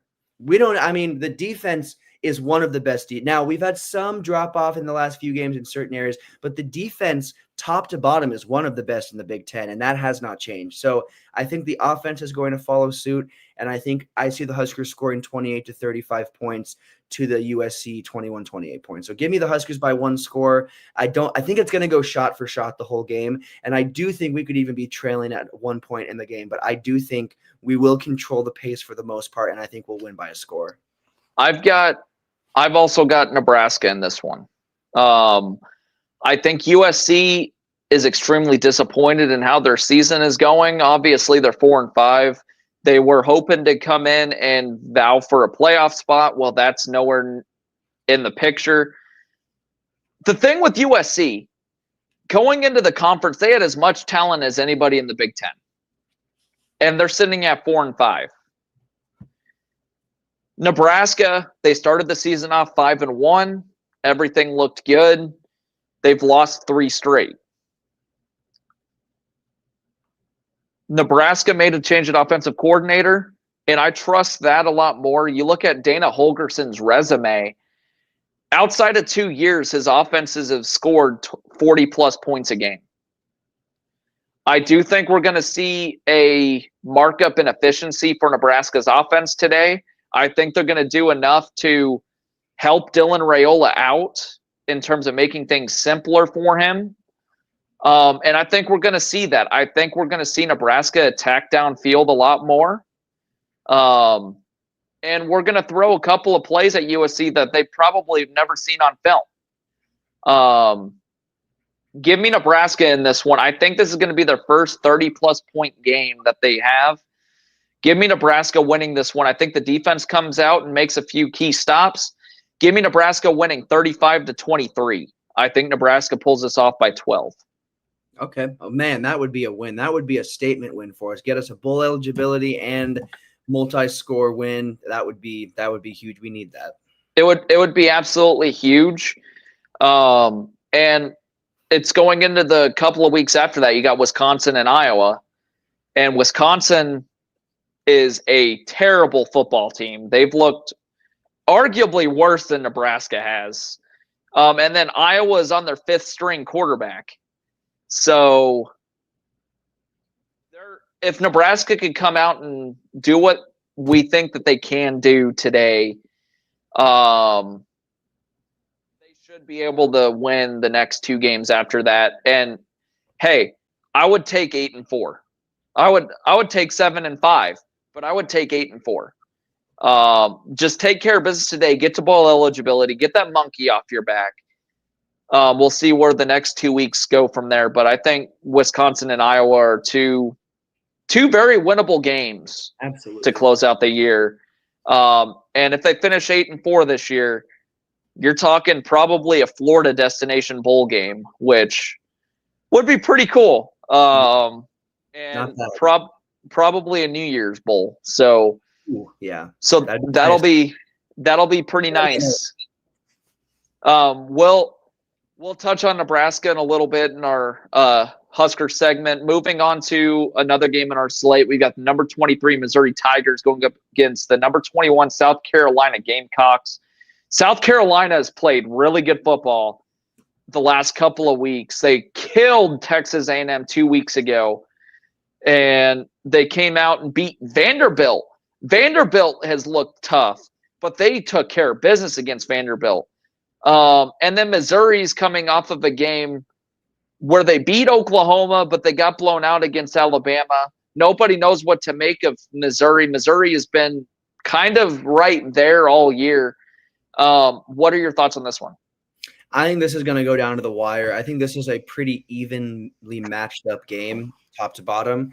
But I'm going to give it to South Carolina. I think they're going to end up winning. I think they're going to win by 10 points. I think it's going to be a decently high-scoring game. Give me 45 to 35. I've got South Carolina winning this one. I think their home field is going to be buzzing. Give me South Carolina in this one in a higher scoring game as well. Give me South Carolina winning 48-31. I think they pull off the 17-point win and get all the South Carolina fans feeling good about themselves going into next week. Moving on, we've got Arizona State and Kansas State. Arizona State could arguably be ranked at this point. They're 7-2, 4-2 in conference, going to Manhattan, Kansas, playing number 16 Kansas State, 7-2, 4-2 in conference as well. There's a lot at stake in this game because the winner here ultimately stays within striker's distance of making the Big 12 championship. What's your take on this one? I think Arizona State pulls it out. I really do. Kansas State is a good football team. Kansas State competes. Kansas State has proven that the last couple of seasons, they have been in the conversation for one of the more competitive teams in their conferences. But what I will say is you're looking at a Kansas State that only beat Kansas by 2 points. This is not a Kansas State team that Let me add something to the Kansas thing. Kansas is tough. Yeah. They have as much firepower as anybody in the Big 12. They just fell on a few hard times, and that's why they're sitting at 3-6. You look at last week, though. Last week, they whooped up on a good Iowa State team. I would not push Kansas over. Like they're no pushover. And they showed that, and it's a rivalry game. It's an in-state rivalry game. We'll add that too. Definitely. But looking at that, and then losing to Houston, going back to back losses, back to back games that are close against lower level teams, and then losing one of them, actually losing that. Because like you said, beating Kansas, especially with a rivalry, especially with the way Kansas has played teams this season, it's not as big of a blow. But losing to Houston after that is a pretty big blow to their confidence. And looking at the other side at Arizona State is looking pretty solid this season. Arizona State has been, they should have a ranking by their name. They should be one of those teams that has at least a 25, 24, 23. But they do not. I think they beat Kansas State. Now, I don't think it's going to be a blowout by any means. I think it's going to be a one-score ball game. I think Arizona State, I'm not going to give them that 2-minute warning drive where they're winning in the last 2 minutes, but I think this game is going to be won in the last 6 minutes, and I could see it flip-flopping and being either Kansas State or Arizona State winning it in the last 6-ish minutes. I'm going with Arizona State. Give me Arizona State 38-35. I've got Arizona State as well. I think they take care of business in Manhattan. I think Arizona State wins this one 27-17. That game against Houston leaves more doubt in my mind about this Kansas State team. That was a game that they shouldn't have lost. but they didn't. They only scored 19 points. I feel a little bit better about Arizona State. I do think Arizona State takes care of business. We'll see what happens starting at 6 p.m. on ESPN. Moving on, we've got Oregon traveling to Madison, Wisconsin, playing Wisconsin, who has not looked very good as of late. They got blown out up against Iowa their last time out 2 weeks ago. And Iowa is not even very good. And you got Oregon, who is bar none probably the number one team in the country. What are your takes on this one? I think Oregon wins it handily. I think they win it. I think that Wisconsin makes it a game, and I'm using quotes because I don't think it's going to even be that, but I think they keep it somewhat close for just the first, and then I think Oregon opens it up. I don't see Wisconsin being able to hold Oregon down past maybe one quarter. So give me Oregon winning this one. I don't think they're going to completely whoop up on Wisconsin and score 40 plus, but I'm going to give them 38. Give me 38-17, Oregon. I've got Oregon winning this one 45-13. I don't think Wisconsin's going to keep it close. I don't think Wisconsin's got enough firepower to keep this one close. And I think this is just going to be another statement game for Oregon saying, hey, we're at the top of the Big Ten. Just quick and simple. I'm not giving Wisconsin much of a chance. That being said, Wisconsin could shock everybody and pull something off, but I don't see that happening. I'm not willing to put money on it. So yeah, give me Oregon big over Wisconsin tonight.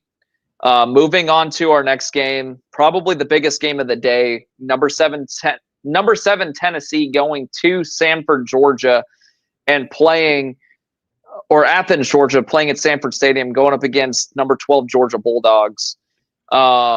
This is a de facto eliminator game for Georgia. If Georgia drops this one, that gives them 3 losses, and that all but takes them out of the college football playoff.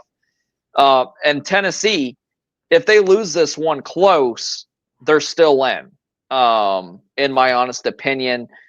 What are your takes? Georgia has looked extremely inconsistent. They lost 28-10 last week to Ole Miss. And in my honest opinion, Tennessee might be a better team than Ole Miss. Oh yeah. What are your thoughts on this game? I think Tennessee pulls it off, to be honest. We've talked about teams that go on losing streaks after they lose one, and then they just can't seem to get that momentum back, at least for the next game. And when you're playing a team that is better than the last team you played, that's not a good sign. Tennessee is, I mean, you said it best. You spelled it out the best for us, because Tennessee is a better team than Ole Miss. I mean, there's just no way around it. They are a better football team. Georgia looked how they have looked against other teams this season, but they've been able to figure it out and end up winning games and not stick to the slow scoring ball game that they've seen. But we have seen Georgia come out and not look great at the beginning of games and then figure it out. We've seen Alabama do that. We've seen a lot of these teams have to do that. They're not going to do that against Tennessee. They're not going to come out slow and then go on a run against Tennessee.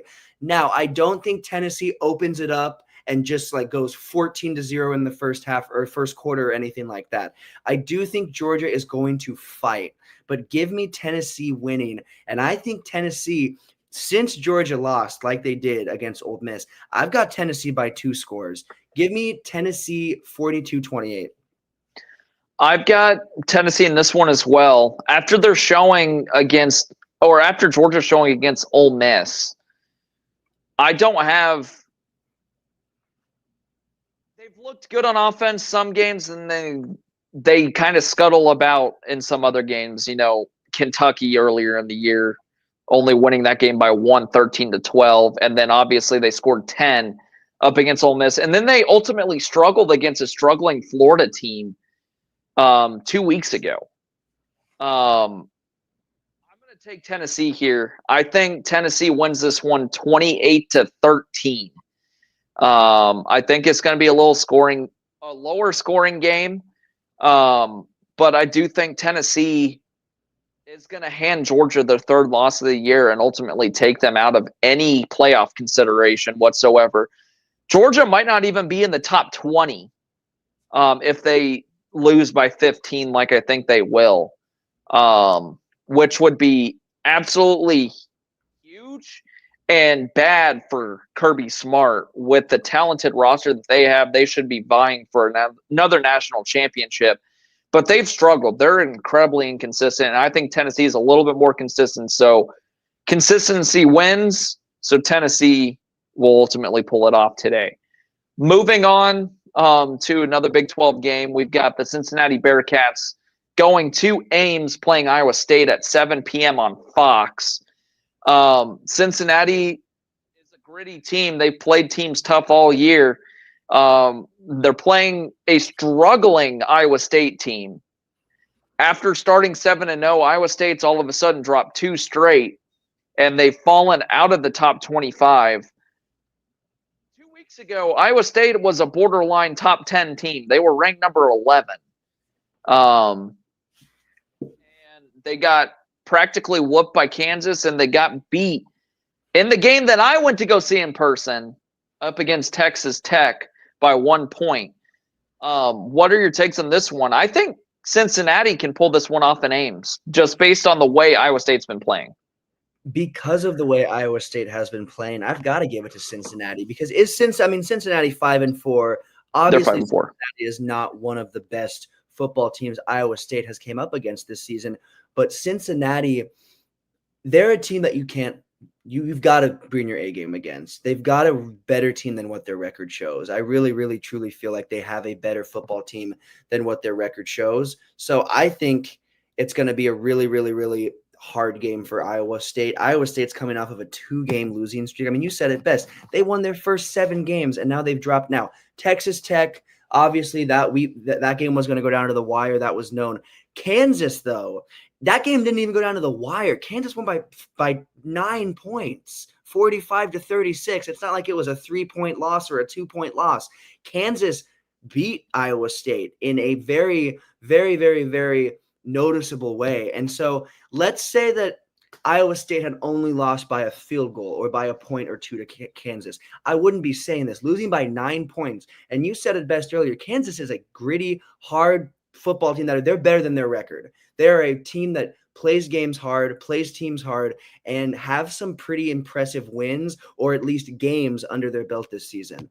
And Cincinnati's going to show up. Iowa State it's looking rough. Looking past, they've got Utah and Kansas State.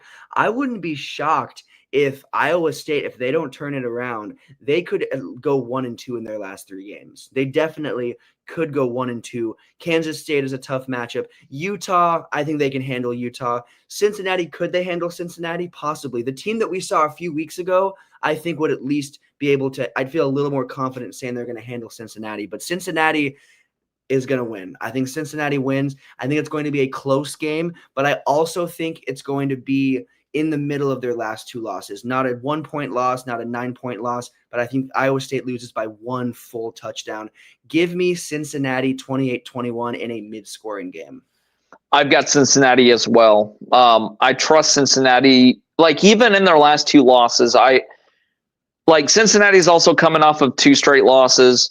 You've got Iowa State's 2 straight losses, but you just look at their losses. I trust Cincinnati a lot more. I don't trust Iowa State's defense. No. Iowa State's defense has been on a downslide the last several weeks. And Cincinnati will move the ball on you. Give me Cincinnati in this one, 35-24. I think Cincinnati gets a couple key stops and pulls away in Ames and makes things a little bit more uncomfortable in Ames after starting 7-0. And if they drop this one, they could easily finish 0-2 in their next 2 and finish 7-5. A 5-game losing streak to end the year would be detrimental to that program for sure. After how they started, man. Moving on, speaking of Kansas, they go to Utah and play BYU. What are your thoughts on this one? Kansas, like we've been saying, tough team. playing up against BYU. BYU is also pretty tough as well. I think Kansas can pull this upset off, to be honest. I think this is BYU's game that they are dropping. I called it being the Holy War. I think this is the game that BYU drops. I think they're number 6 right now. I mean, they are up there. BYU is top 9 right now, but Kansas plays hard. Kansas does not give up, and Kansas looks like I mean, their record is not the team that they are. In my personal opinion, it is not the team that they are. BYU's record is the team that they are. They have been a really good team, but give me Kansas winning by a field goal, 38-35. I think it'll be a 3 to 7 point win. Maybe it'll end up being a touchdown. Maybe it'll be less points than 30 plus, but I do think it's going to be a 3 to 7 point win for Kansas. Kansas's offense is tough to stop. I've got Kansas in this one, 45-31. Ooh, I think Kansas wins by 2 scores. So you think BYU not gets exposed, but they get opened up on a little bit? I think they get opened up on a little bit. This is going to be one of the tougher offenses that they've faced all year long. And I get it was the Holy War, but they struggled against Utah. Yeah. And Kansas has a better offense than Utah. Yeah. So I feel good about this one. I think Kansas might be my pick of the day. Ooh. Yeah. I've got them winning by 2 scores. I got them winning pretty comfortable. Man, I'm excited for that's the last one of the day, yeah? Yeah, that's the last game of the day. That'll be a good one. I know we had our upset segment, but let's move past that just based on time. Go right to those games already. Yeah, we covered them already. Let's move on to talk a little bit of the Huskers. And then we'll move into our quick Heisman list, and then we'll move on to our last segment of the day. But talking about the Huskers here, they've obviously struggled as of late. Matt Rule made a daring move in demoting Marcus Satterfield from the OC spot and putting Dana Holgorsen in, which I already touched on it earlier. Dana Holgorsen is one of the best offensive minds in all of college football. He is one of the he learned under Coach Leach, the air raid system, and he's one of the founding fathers of the air raid.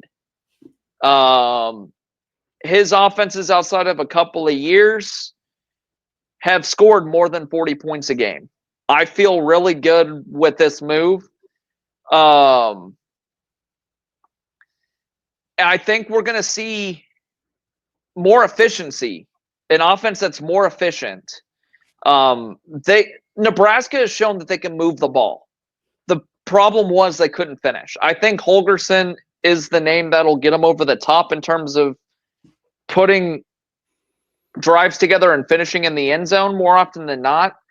I think we're not going to see all the screen plays that we've been seeing. I think we're going to be attacking downfield a lot more, which they need to with a quarterback like Dylan Raiola. So yeah, I feel really good about that. In terms of recruiting has really turned up as of late. Nebraska just flipped the number 85 player in the country in Dawson Merritt, edge rusher. They flipped him from Alabama. His dad is one of the assistant coaches down in Kansas City for the Chiefs. And he flipped here because he wanted to help build something. He feels like we can build something here. And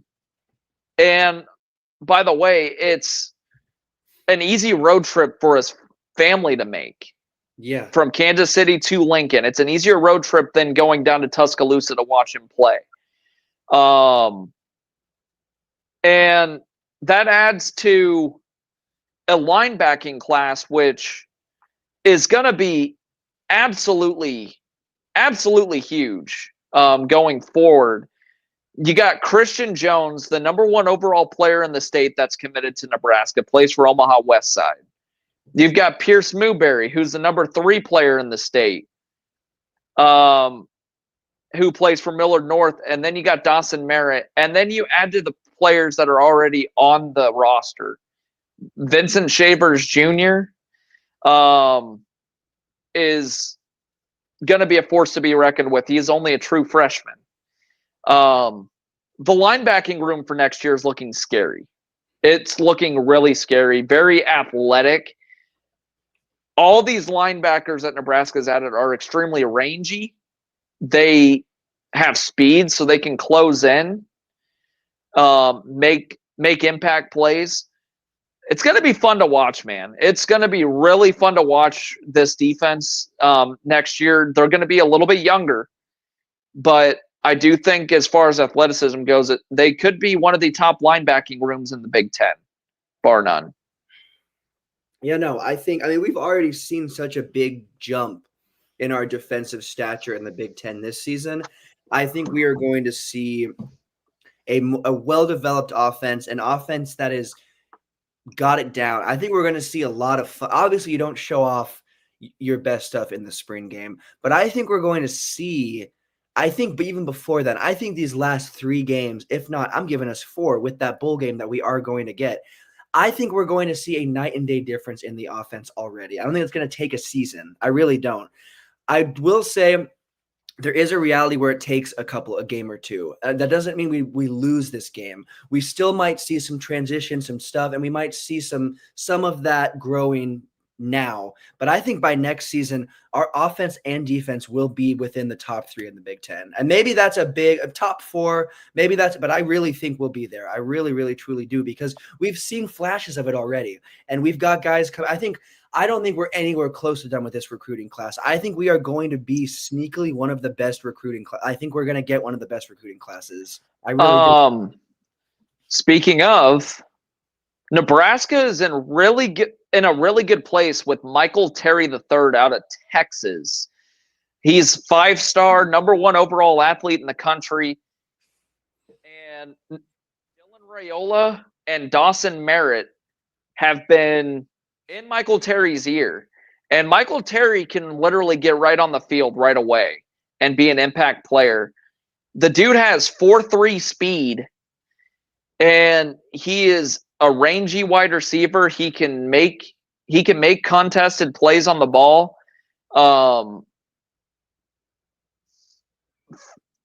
If Nebraska could find a way to pick him up, we're talking probably a top 10 recruiting class going into next year. And if we can retain Ja'Cory Barney, having Michael Terry and Ja'Cory Barney on the outside with their speed, we've seen flashes of Ja'Cory Barney this year with what he can bring. Nebraska is going to blow the top off a lot of defenses next year with Dylan Raiola, with a more aggressive offense. And it's going to be a fascinating watch. It really is. I don't think Dana Holgerson's only a 3-game thing. I think the players know that Dana Holgerson's going to be the OC next year. The only people that don't know that are us outsiders that are out, not in the building every day. But I do think it's pretty much a sure thing that Nebraska's got Holgorsen locked up next year. I think he wants to coach Dylan Raiola because he's coached quarterbacks like him. He's put a lot of quarterbacks in the league.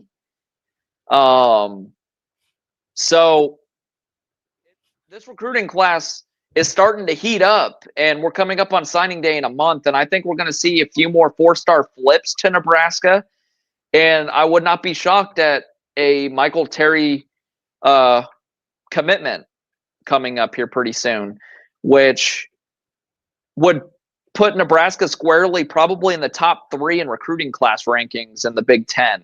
Oh, yeah. Going into next year, which would be absolutely huge, especially if Nebraska could finish off the season 8-4 and get to a bowl game, maybe even win their bowl game. Who knows? And finish the season 9-4. If they can win 9 games after how they started, finish on a 4-game winning streak, that'll be huge going into next year. Everybody's going to be high on Nebraska going into next year. Nebraska could be one of the favorites to win the Big Ten next year. Just just depends on how they can finish. But yeah, I'm pretty stoked for what the future of Nebraska football holds. I am too. I really am too. I'm hoping. I mean, like you said, it's how they finish, and that's the whole thing with the college football season. It's not how you start; it's how you finish. And we had a really strong start. So the hope is we can have a strong finish, get a bowl game, and then some. Let's finish with 7-8 wins and a bowl game. And honestly, I don't care what happens in that bowl game. If we get a decent bowl game and we're in a bowl game, that's going to make me the happiest person ever, because it's been almost 10 years. It's been what, 8 years since we've been in a bowl game? Almost Yep. not. So much, much, much, much overdue. So I think we're going to see that. I mean, that is this, even though we've had the 3-game lose streak we've had, my floor for this team is still 6 wins. That's still my floor. I think we're going to get 7 or 8. I really, really do. So I think it's a great day to be a Husker fan, because even throughout the losses and everything, the momentum we've seen this season, and an act such as getting that new person that very well may be taking over 100%. I mean, very well already is taking over that offensive coordinator role as a whole. Frost wouldn't have done that. Frost wouldn't have made that change. I mean, this is despite what anyone wants to say about Matt Rule, he is doing what he needs to do to get this team where they need to get. So shout out to Matt Rule and the Huskers. I think we're going to be looking at 6 wins post this weekend. I do too. It's going to be fascinating to watch for sure as the season comes to a close. But yeah, we'll talk more Husker football in future episodes as always. Moving on, a couple of our quick lists. Our top 3 Heisman Trophy candidates so far. I'm going to kick us off here. I'm going to start from 1 and go down to 3.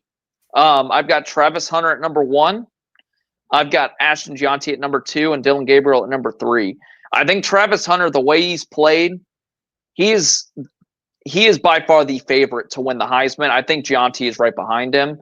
And then Dylan Gabriel is starting to sneak up into that conversation too. What's your list? Same exact list. I'm going to keep it short and sweet. What I will say is I think it's really between Gianti and Hunter. Yes, Gabriel is in. And we had Ward last time. I think we did it. Our first episode was when we did our first one. We had Ward in it. Ward has started to fall out. Gabriel has solidified himself, but I really think it's between Gianti and Hunter, and I think Hunter wins it. I think Hunter, if he stays healthy and the Colorado team has the success they have on both sides of the ball led by him, I think it's his. I really do. So shout out to those 3 boys. Dude, I mean, they're like super, super, super mega talent. And Gianti and Gabriel have more football to play after the season, correct? Or is Gabriel a senior this year? Gabriel is a senior. So Hunter and Gabriel are this is the end of the road. Gianti, I think, will be back up in this list next season as long as he stays healthy. So, yep, absolutely. Moving on, our final list of the day. It's our top 5 segment. It's the top 5 overall college football quarterbacks to ever play. I'm going to kick us off here at number 5. I've got Case Keenum. Case Keenum put up some gaudy numbers with Houston. 19,217 yards, 155 touchdowns. He also had 1,546 completions. All those numbers put him in front of numerous Heisman Trophy winners. Extremely gaudy. What's your number 5? I've got to give Keenan my honorable mention. Obviously one of the best to ever do it. You mentioned he's above statistically some Heisman winners, and he is definitely statistically above my number 5. But because of the success that this quarterback had for his team, he's my number 5, and that is Marcus Mariota. 4-1 was a lot more obvious to me, but number 5, I struggle with number 5 a little bit. There are so many great quarterbacks, and Keenum was up there, but I've got to go with Heisman winner Marcus Mariota. I mean, he had some insane video game number seasons with Oregon. Yeah, Marcus Mariota is a good pick. Number 4, I've got Baker Mayfield. Baker Mayfield, he was incredible. He put up video game numbers with Oklahoma too. We saw that. The offense with Lincoln Riley was high flying. They just couldn't, capitalize and get to a national championship game. But his numbers say it all for sure. Oh, without a doubt, one of the best to ever do it. And shout out to him for continuing that. I mean, he's a solid NFL quarterback now. So shout out to Baker Mayfield. Going on to my number 4, I have to have Vince Young, Texas quarterback. Vince Young, I mean, that dude, I think the way he played the game was really ahead of his time. And we saw other quarterbacks playing that type of football, but that dude could do it all. Vince Young you did not want to go up against Vince Young in a football game. I mean, him and that Texas team were unreal. Yeah, I've got for my number 3, I've got Vince Young. His 3-year career in Austin, he was responsible for over 9,000 total yards of offense, 81 touchdowns. That Texas team was one of the better rosters that I've ever seen. Arguably one of the best teams to win a national championship. Without a doubt. And that was a scary football team. One of the best. Yeah. Probably the best Texas football team, or at least one of them. There's been a lot. But getting to that top 3 for me, I've got former USC quarterback Matt Leinart. I think that USC team was scary under his leadership. Obviously, they had some of the best. I mean, there's a 30 for 30 on that team that's you got to check it out. But he was a super intricate and important part of that team, and I think he is one of the best. He is the best USC quarterback and one of the best quarterbacks all time for what he was able to accomplish in his time with USC. So my number 3 has to be Matt Leinart, and now we are getting to the best of the best. Who do you got at number 2? Number 2, I got Tommy Frazier. He was the quarterback for arguably 2 of the best national championship winning teams in college football history in 94 and 95. He had his memorable 75-yard touchdown run against Florida in the national championship where he broke like 11 tackles. It was crazy. It goes without saying, arguably one of the best option running quarterbacks in college football history. Without a doubt. And I'm going to keep it short and sweet. I think we have the same top 2. I'm not sure about number 1, but I'm pretty sure we do. And my number 2 is also Tommy Frazier. And it's not because look, I'm wearing the Husker shirt, but it's not because we're Husker boy. That dude just was unreal. I talk about a player that was before their time in a lot of aspects of what he was able to do. That's one that definitely fits that for 100%. So yeah, Tommy Frazier, number 2 easily. And now we're at the best of the best. Who do you have as the best college football quarterback of all time? I've got Tim Tebow. Tim Tebow, arguably the best college football quarterback of all time, threw for 83 touchdown passes, and he also ran for 49 touchdowns. That 2007 year was absolutely a